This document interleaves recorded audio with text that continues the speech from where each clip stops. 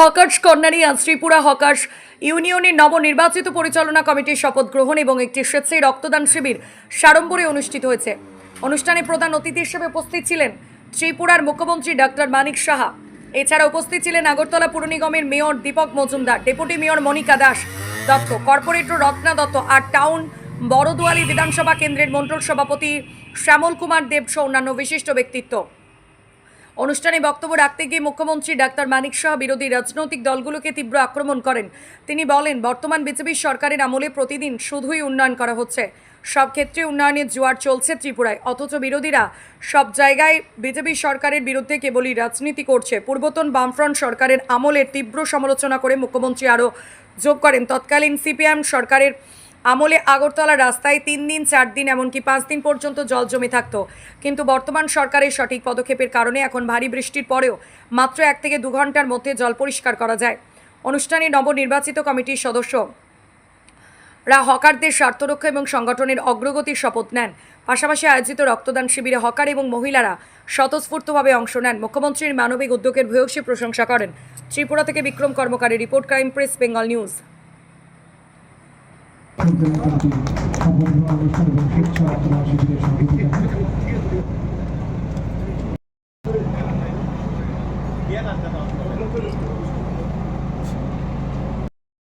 অনেক ধন্যবাদ সবাইকে। এবারে বিনম্র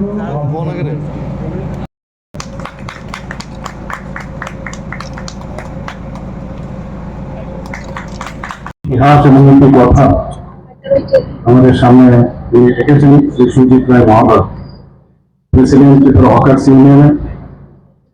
এখানে যারা ত্রিপুরা হকার্স ইউনিয়নের সমস্ত সদস্যরা এবং ব্যবসায়ী বৃন্দ, রক্তদাতাগণ, কিভাবে তৎকালীন সময়ে নির্যাতন করা হতো যে বলে আর শেষ করা যাবে না।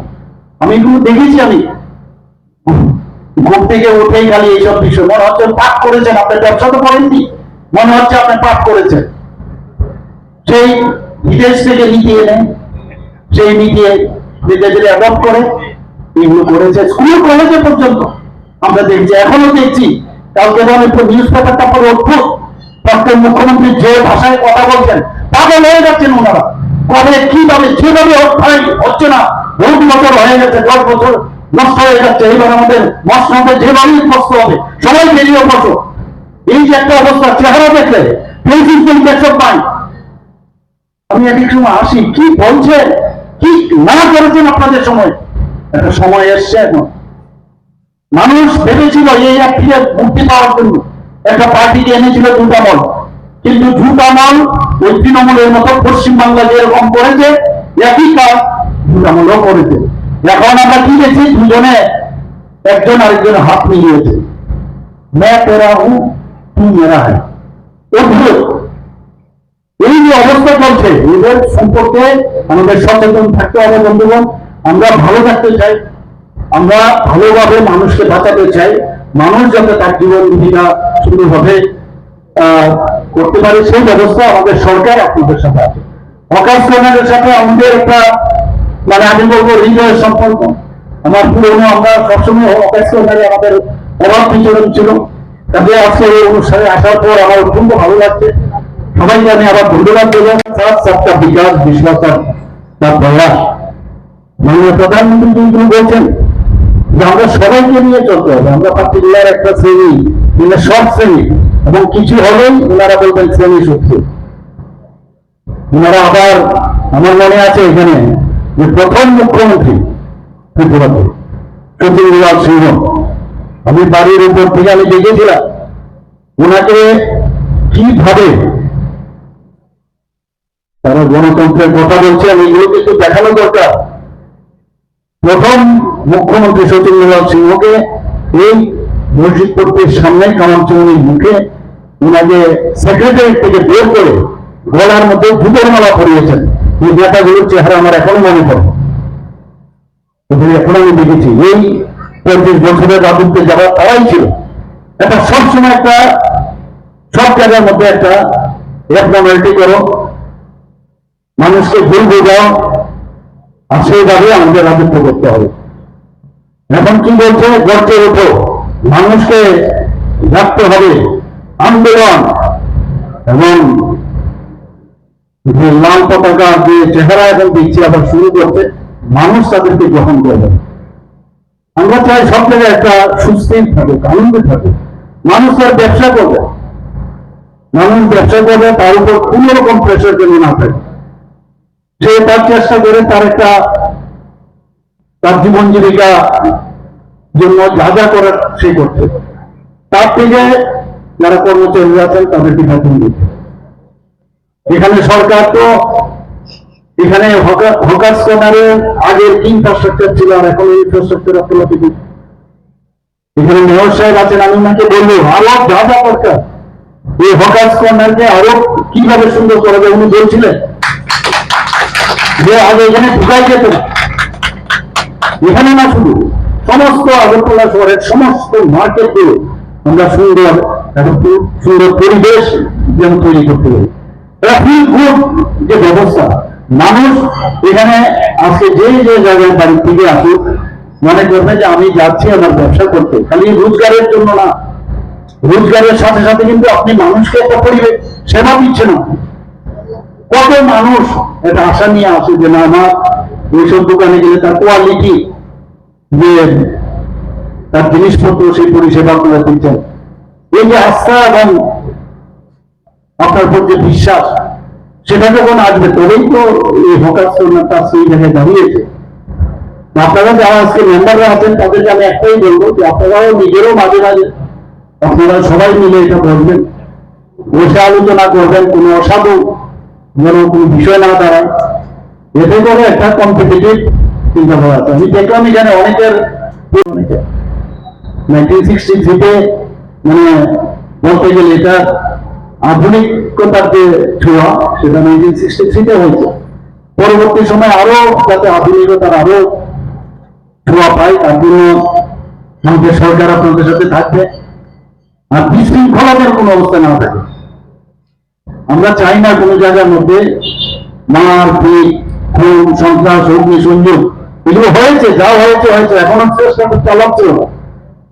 অদ্ভুত সিচুয়েশন ছিল আগে, মানুষ ভুলে যান কখন যে কোন জায়গায় খুন হবে, কখন যে অফিসের ভিতর গিয়ে কাকে গুলি করবে, এখনো এইসব মুখে সংযুক্ত এইগুলোর মধ্যে আমরা চেষ্টা করছি। তারপরেও নানাভাবে ওরা ইন্ধন দিয়ে সেটাকে অন্যভাবে তারা ব্যবস্থা করছে, আন্দোলন করতে যাচ্ছে।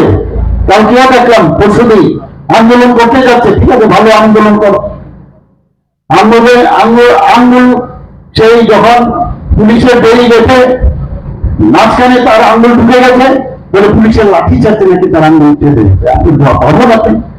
মানে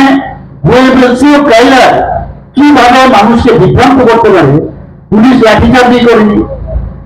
এই যে ব্যারিকেড আছে, ব্যারিকেড দুটোর মাঝখানে তার আঙ্গুল লেগে তার আঙ্গুলটা কি হয়েছে আমি জানি না, বলে আঙ্গুল কেটে গেছে পুলিশের লাঠিচার্জি। এই যে এদের ইনস্টিটিউশন গুলো মিথ্যাবাদী একটা ইনস্টিটিউশন। আমি এখনো বলবো মানুষকে যে আপনারা বিভ্রান্ত হন। হয়তো আমাদের সরকারের সবকিছু সম্ভব হয় না, হচ্ছে না, কারণ আমাদের অনেক সমস্যা আছে। সমস্যাগুলো মাথায় রেখে কিন্তু এই সরকার মানুষ বা মানব বন্ধন সরকার, মানুষের জন্য কাজ করে যান। এখানে যারা হকার্স কর্নারের যারা আছেন এখানে আমি আপনাদের বলবো, এই ধরনের যারা রাজনীতি করে এসছে, বহু রাজনীতি আমরা দেখেছি, জোট আমলে আমরা দেখেছি কি অবস্থাটা ছিল জোট আমলে। এবং এই জোট আমলের যে রেকর্ড, ঠান্ডা রেকর্ড আমরা শোনাবো কয়েকদিন পাবে। ওরা তো ভাবছি আমরা চুপ করে বসে আছি। এই জোট আমলের এই রেকর্ড বাজিয়ে গেছে আগে 10 বছর, তারপরে আরো 25 বছর তারা রাজত্ব করেছে এখানে। আমরা তো মনে আছে এগুলো, আমরা এগুলো দেখাই না। আমরা এমন এক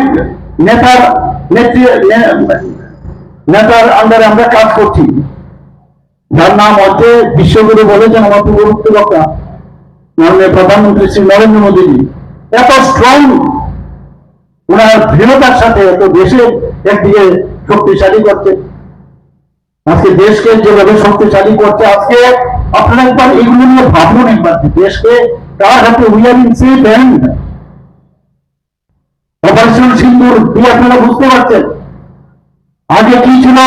আমাদের উপর মেরে আমাদের পার্লামেন্টে আক্রমণ করছে, আমাদের অফিসারদের বিএসএফ সিআরপিএফ আর্মি তাদের গলা যেতে ভারতবর্ষ ভেঙে রাখতো, সার্জিক্যাল স্ট্রাইক করলো একের পর এক। এখন তো কারো সাহস হয় না। আর এই যে একটা সেই ফ্যান্ডে আমরা ঢুকলাম, আমাদের ব্যবসা বাণিজ্য এমনিতেই হয়। আজকে ইউক্রেন রাশিয়ার কথা বলো, আজকে আমেরিকা ইসরায়েল এবং ইরানের কথা বলুন, আজকে সেই জায়গায় এই যে হরমুজ প্রণালী সেখান থেকে তারপরেও একবার একটা সমস্যা হয়। মাননীয় প্রধানমন্ত্রীজি আমাদেরকে সেই জায়গার মধ্যে আমাদের সুরক্ষিত রেখেছেন। আমাদের সরকার বা আমাদের যে পার্টির থেকে আমরা সরকারে এসেছি, সেই পার্টি আপনারা দেখবেন কোন জায়গায় পার্টির প্রাধান্যতা যে জবরদস্তি পার্টির নির্দেশেই পার্টির কথাই চলতে হবে। আমাদের পার্টির একটু অন্য ধাঁচের, সেখানে ভালো মানুষ যারা সত্যিকারের অনেস্ট পার্সন যারা সত্যিকারের অর্থে কিছু করার ইচ্ছে আছে, এটা সমর্পণের যে ভাবনা, এই ধরনের ব্যক্তিদের আমরা খুঁজি। আর আজকে আমি যখন এখানে যারা রক্তদাতাগণ এখানে এসছেন, আমি ওনাদেরকে জিজ্ঞেস করছিলাম, আমার এটা একটা অভ্যেস, যখনই যাই আমি তোমার কি ব্লাড গ্রুপ বাড়ি কোন জায়গায়, তো যা দেখলাম এখানেও কিন্তু আমি ইউনিটি ডাইভার্সিটি দেখলাম। মানে যদিও এটা আমার বিধানসভার এলাকা, কিন্তু বিভিন্ন জায়গায় আগরতলা শহরের বিভিন্ন জায়গা থেকে এখানে তারা কিন্তু এখানে কেউ এখানে ব্যবসা করছেন, কেউ বা এখানে কর্মচারী হিসাবে আছেন। এখানে একটা সম্মিলিত প্রচেষ্টায় এই হকার্স কর্নারকে মালিক শ্রমিক মিলে সবাই মিলে এই হকার্স কর্নারকে তার ধারাবাহিকতা বজায় রেখেছে। এবং আমি এটাই বলবো, আগে সরকার আমরা 35 বছরের সরকার আমরা দেখেছি শ্রমিক এবং মালিকের মধ্যে একটা বিভেদ কিভাবে করতে হবে, এটা কিন্তু মানে যাকে বলবো আমি মাস্টার পিস যাকে বলে। এবং একটা যে কোনো জায়গায় এমন একটা মানে বাতাবরণ ওদের সময় হয়েছে, শুধু ত্রিপুরাতে না, আমরা ওয়েস্ট বেঙ্গলেও দেখেছি মালিকের সাথে শ্রমিকের একটা দ্বন্দ্ব লাগাবো। আর সেখানে আমরা জিন্দাবাদ করে এত মালিক আর তার ব্যবসা সেটাকে যে অবস্থা তৈরি করেছে, সেই অবস্থার পরিপ্রেক্ষিতে আর তার মনের ইচ্ছেও হয় না যে ব্যবসাটা আরো বাড়ায়। আর শ্রমিক দেখা গেল শ্রমিকদের দিয়ে আন্দোলন করতে করতে যে নেতা শ্রমিকও না না মালিকও না, তার কেনে ভুলে চলা যাচ্ছে, এসব আমাদের দেখাই। সেই পরিবেশ থেকে আমরা কিন্তু এখন বেরিয়ে এসছি। মালিক তার শ্রমিকের যা উচিত মূল্য সেটা মালিক দেবে, আমরা সেই কথাটা আমরা সবসময় বলি। এবং এর মধ্যে বহু যেসব কলকারখানা ছিল ত্রিপুরাতে, অনেক ব্যবসা বাণিজ্য ছিল, এদের সময়ে সব কথা বন্ধ হয়েছে। আজকে আমরা সেলফ রিলায়েন্টের কথা বলি,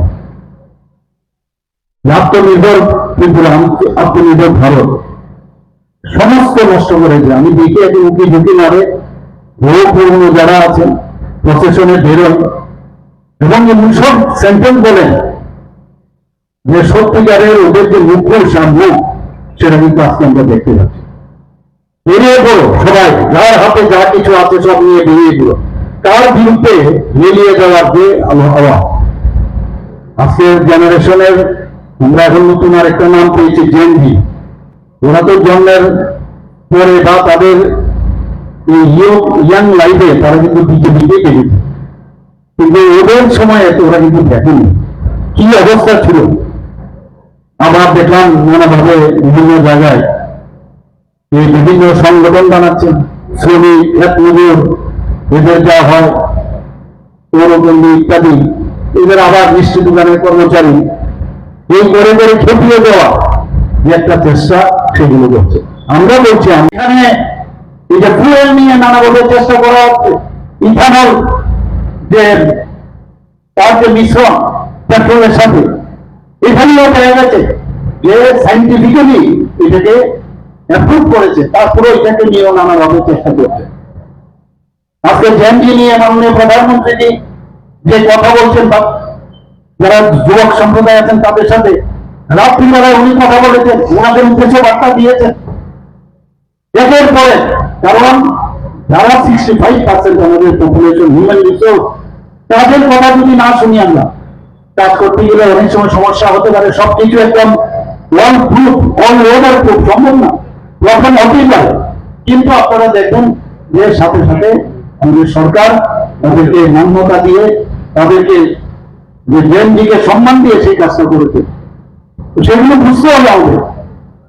আজকে আমরা ঝাড়খণ্ডের ঘটনা দেখুন, ঝাড়খণ্ডে তারা সেখানে পেপার লিক হয়েছে, সেখানে পুলিশ দিয়ে তাদেরকে পেটানো হয়েছে, তাদেরকে দাবিয়ে দেওয়ার চেষ্টা করা হয়েছে সেই বিষয়ে। এবং চাকরির চুরির ঘটনা ঘটেছে, কালকে আপনারা পার্লামেন্টে দেখেছেন। তো তাদের ওই সময় রাজ শব্দ নেই, হিন্দি ভোটে তখন রাজ শব্দ নেই। তো এই যে রাজনীতি চলছে, থেকে আমাদের রাজনীতির যে সংবাদ, সেটা কিন্তু পাল্টে গেছে। আমরা সুস্থির চাই, শান্তি চাই, আমরা জাতি জনজাতি মিলে আমরা একসাথে থাকতে চাই। বিভিন্ন সমস্যা আসবে, কাজ করতে গেলে সমস্যা আসবে।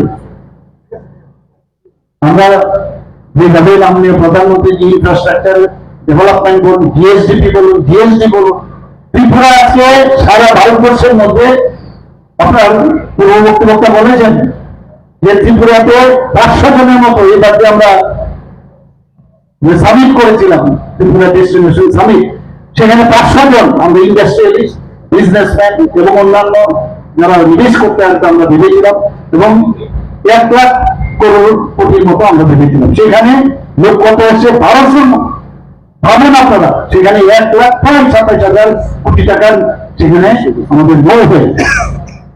ত্রিপুরাকে মানুষ বেছে নিয়েছে, এবং শুধু তাই নয়, গত 1 বছরে